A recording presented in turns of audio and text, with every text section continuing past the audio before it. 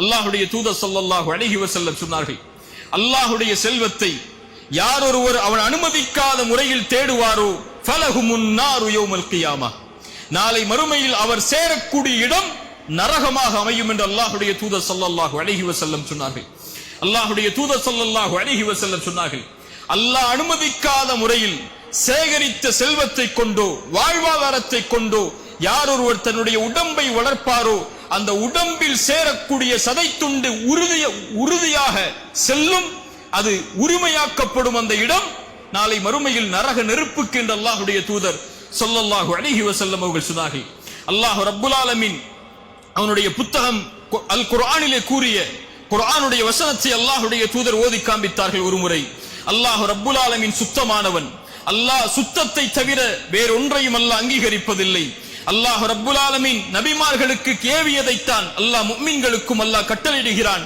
நபிமார்களே, அல்லாஹ் வழங்கியதிலிருந்து அழகிய முறையில் ஹலாலான முறையில் நீங்கள் உண்ணுங்கள், வஅமலு ஸாலிஹா, நல்ல அமல்களை செய்து கொள்ளுங்கள் என்று அதே கட்டளையை தான் அல்லாஹ் முஃமின்களுக்கும் கொடுக்கிறான்.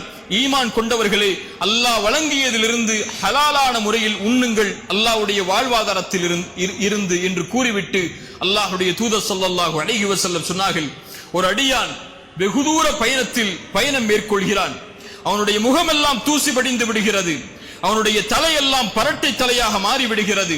அந்த நேரத்தில் அல்லாஹ்வை அழைக்கிறான், யா ரப் யா ரப், எனக்கு உதவி செய்ய அல்லாஹ், எனக்கு உதவி செய்ய அல்லாஹ்.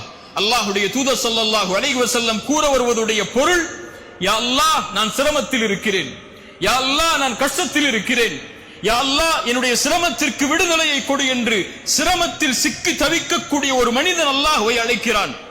அல்லாஹ்வுடைய தூதர் ஸல்லல்லாஹு அலைஹி வஸல்லம் சொன்னார்கள், அவன் உண்ட உணவு ஹராம், அவன் அணிந்திருக்கக்கூடிய ஆடை ஹராம், அவன் குடிக்கக்கூடிய பானம் ஹராம், அவனுடைய வாழ்வே ஹராமில் மூழ்கி இருக்கிறது, அல்லாஹ் தடுத்த முறையில் மூழ்கி இருக்கிறது.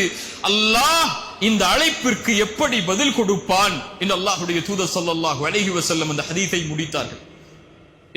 அல்லாஹ்வுடைய தூதர் ஸல்லல்லாஹு அலைஹி வஸல்லம் சொல்ல வருகிறார்கள், உங்களுடைய தொழுகை ஹலாலான முறையில் இருப்பது முக்கியம் அல்ல, அது முக்கியம்தான், அது மட்டும் உங்களை மேன்மைப்படுத்தாத அல்லாஹ்விடத்தில்.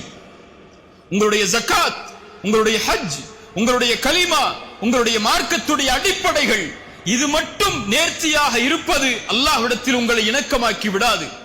அல்லாஹ்வை நீங்கள் தொடர்பு படுத்த வேண்டும் என்றால், அல்லாஹ்விடத்தில் உங்களுடைய தொடர்பு மேன்மைப்பட வேண்டும் என்றால், அல்லாஹ்வோடு இணைப்பை நீங்கள் ஏற்படுத்த வேண்டும் என்றால், உங்களுடைய சிரமத்தில், உங்களுடைய கஷ்டத்தில், உங்களுடைய சோதனைகளில், உங்களுடைய தவிப்பில் ரப்பு உங்களோடு இருக்க வேண்டும் என்று நீங்கள் விரும்பினால், அல்லாஹ்வோடு நீங்கள் இருக்க வேண்டியது உங்களுடைய உணவில், உங்களுடைய குடிக்கக்கூடிய பானத்தில், நீங்கள் அணியக்கூடிய ஆடையில், நீங்கள் சேகரிக்கக்கூடிய செல்வத்தில், நீங்கள் செலவழிக்கக்கூடிய முறையில் என அனைத்திலும் யார் குர்ஆனையும் சுன்னாவையும் இணைத்து அல்லாஹ் அனுமதித்த முறையில் செல்வத்தை சேகரித்து அல்லாஹ் அனுமதித்த முறையில் செல்வத்தை யார் செலவழிப்பாரோ அவரால் மட்டுமே முடியும். அது அல்லாத தொடர்புகளை வைத்திருக்கக்கூடிய எல்லோர்களோடும் அல்லாஹ் ரப்புல் ஆலமீன் தன்னுடைய தொடர்பை நீக்கிக் கொள்கிறான் என்று அல்லாஹ்வுடைய தூதர் ஸல்லல்லாஹு அலைஹி வஸல்லம் அவர்கள் சொன்னார்கள். அல்லாஹ்